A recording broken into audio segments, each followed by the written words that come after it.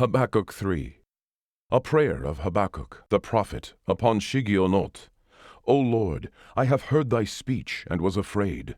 O Lord, revive thy work in the midst of the years. In the midst of the years make known. In wrath remember mercy. God came from Teman, and the Holy One from Mount Paran, Selah. His glory covered the heavens, and the earth was full of his praise.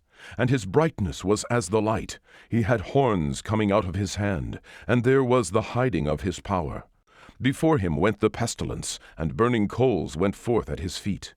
He stood and measured the earth. He beheld, and drove asunder the nations, and the everlasting mountains were scattered. The perpetual hills did bow. His ways are everlasting.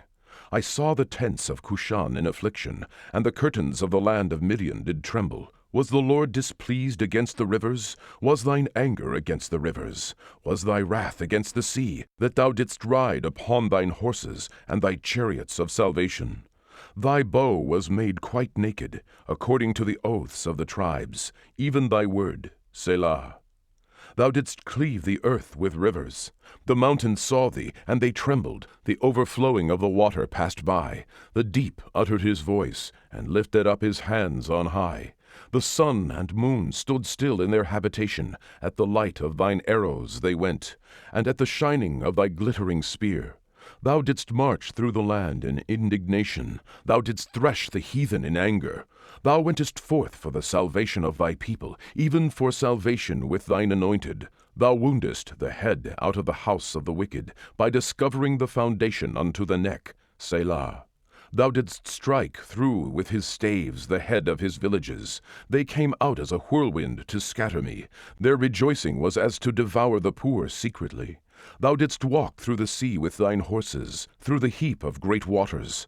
When I heard, my belly trembled, my lips quivered at thy voice. Rottenness entered into my bones, and I trembled in myself, that I might rest in the day of trouble.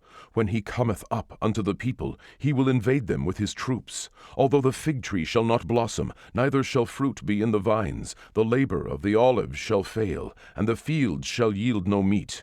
The flock shall be cut off from the fold, and there shall be no herd in the stalls. Yet will I rejoice in the Lord. I will joy in the God of my salvation. The Lord God is my strength, and he will make my feet like hinds' feet, and he will make me to walk upon mine high places, to the chief singer on my stringed instruments.